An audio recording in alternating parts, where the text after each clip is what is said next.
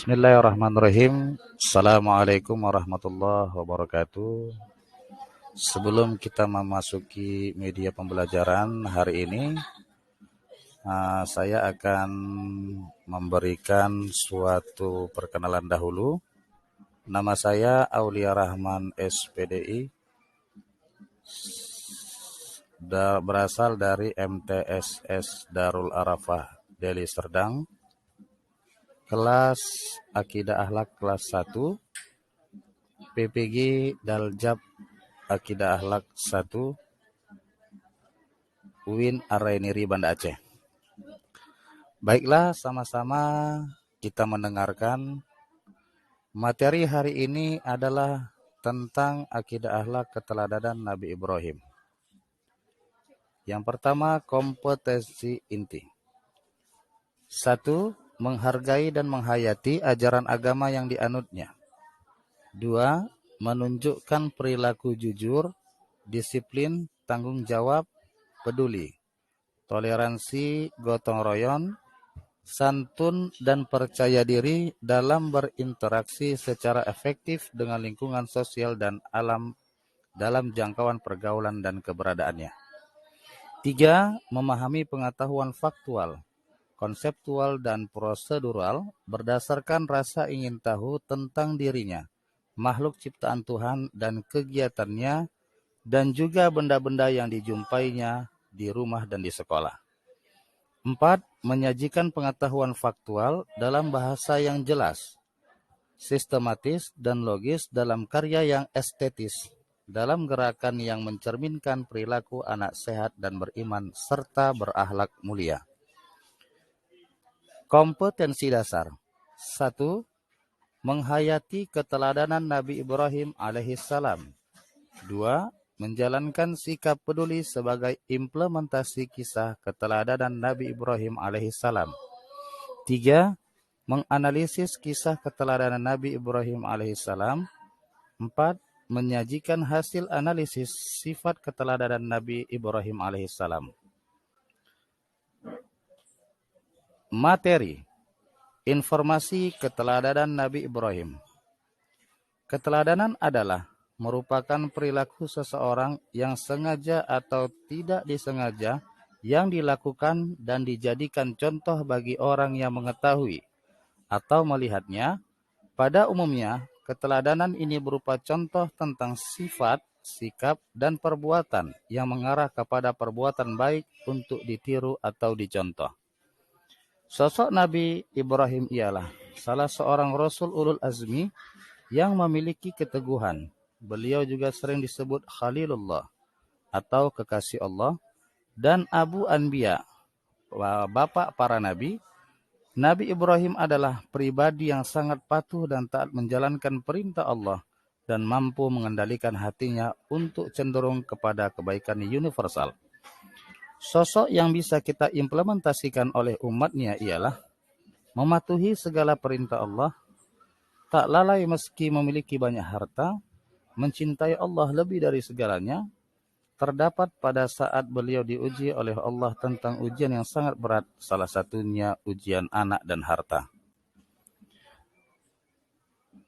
Dalil Al-Quran di dalam surah An-Nahl ayat 120 sampai 121 yang berbunyi, A'udzubillahi minasyaitonirrajim, bismillahirrahmanirrahim. Inna Ibrahima kana ummatan qanitan lillah hanifa walam yakum minal musyrikin syakiral ni'amihi ijtabahu wahdahu ila siratim mustaqim. Yang artinya, sungguh Ibrahim adalah seorang imam yang dapat dijadikan teladan, patuh kepada Allah dan hanif, dan dia bukanlah termasuk orang musyrik atau yang mempersekutukan Allah. Dia mensyukuri nikmat-nikmatnya. Allah telah memilihnya dan menunjukinya ke jalan yang lurus. Menghayati kisah Nabi Ibrahim alaihissalam. Al-Kisah bercerita tentang masa kecil Nabi Ibrahim yang kaumnya terbagi menjadi 3 golongan. Golongan pertama menyembah berhala, golongan kedua binatang, dan golongan ketiga raja-raja. Nabi Ibrahim sendiri adalah anak dari seorang pemahat patung profesional dan sangat terkenal pada zamannya, yaitu Azar. Nama ayahnya, seorang seniman yang berbakat, istimewa, dan golongan yang amat dihormati. Namun, Nabi Ibrahim mampu menentang penyimpangan yang terjadi pada keluarga dan masyarakatnya. Nabi Ibrahim sewaktu kecil sering sekali bermain dengan patung buatan ayahnya. Suatu hari, Nabi Ibrahim menunggangi punggung batu Marduh dan ayahnya marah serta meminta Nabi Ibrahim untuk turun dari patung buatannya. Sehingga Nabi berpikir bahwasanya yang membuat patung adalah manusia, tapi kenapa malah disembah kembali oleh manusia? Hari telah berlalu, Nabi Ibrahim tumbuh jadi pemuda remaja. Kebenciannya pada patung-patung tidak pernah surut. Nabi Ibrahim memperhatikan patung-patung itu tidak pernah makan dan minum, juga tidak mampu berbicara. Bahkan seandainya ada yang membalikkan patung itu, Nabi Ibrahim yakin tidak mampu bangkit ke posisi semula. Di sana ia melihat begitu banyak bintang yang indah. Lantas Nabi Ibrahim berpikir, mungkin inilah Tuhanku. Sama seperti golongan yang kedua yang menyembah bintang-bintang. Nabi Ibrahim percaya itu. Kemudian Nabi Ibrahim melihat bintang yang besar, yaitu bulan. Nabi Ibrahim pun menyerukan kepada kaumnya bahwa Tuhan mereka adalah bulan yang cahayanya lebih terang dari bintang yang banyak itu. Di kemudian hari, Nabi Ibrahim kembali tidak mendapati bulan di langit. Nabi Ibrahim kembali berpikir, bulan juga menghilang sama seperti halnya bintang-bintang kecil. Nabi Ibrahim juga berpikir, pada esok pagi, bulan juga menghilang. Justru ada cahaya yang lebih besar dari bulan, yaitu matahari. Nabi Ibrahim alaihissalam merenungi dengan sangat apa-apa yang telah dilaluinya. Otaknya terus saja berpikir tentang sesuatu yang paling kuat, sesuatu yang paling terang, dan sesuatu yang tidak mungkin tenggelam. Nabi Ibrahim meyakini bahwa bintang-bintang yang dikaguminya, bulan dan matahari yang diikutinya, semua bisa muncul kemudian menghilang. Tuhan tidak mungkin seperti itu. Nabi Ibrahim meyakini bahwa Tuhanlah yang menjadikan mereka. Tuhanlah yang memunculkan dan menenggelamkan mereka. Tuhanlah yang menciptakan mereka. Alam semesta termasuk menciptakan dan memberi kehidupan bagi manusia. Nabi Ibrahim terus saja berpikir, bagaimana manusia yang berakal membuat patung dengan tangannya sendiri, lantas sujud dan menyembahnya, menyembah apa yang dibuatnya sendiri.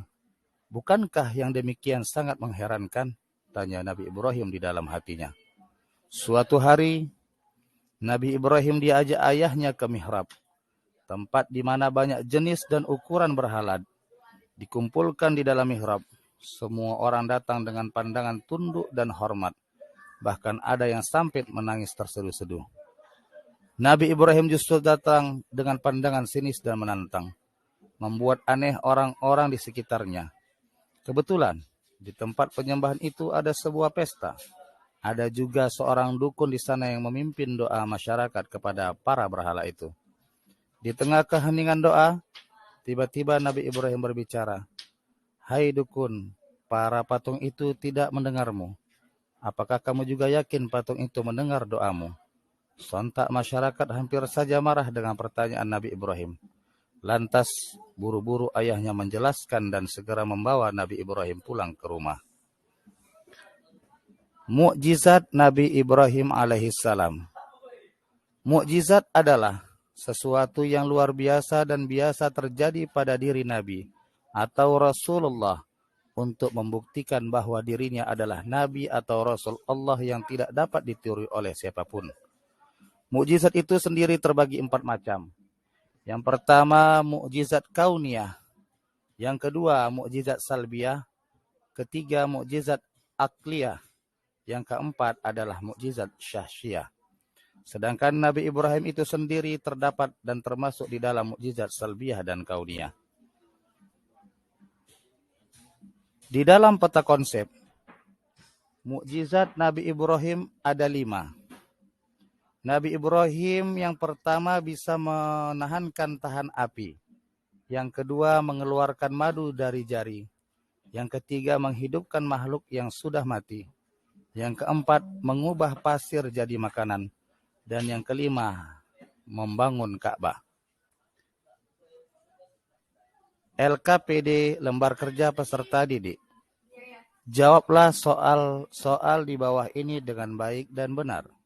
1. Tuliskan dalil Al-Quran surah An-Nahl ayat 120 sampai 121 beserta artinya. 2. Apa hikmah yang bisa kamu ambil dari keteladanan Nabi Ibrahim? 3. Apa mukjizat Nabi Ibrahim alaihissalam yang diberikan oleh Allah Subhanahu wa taala?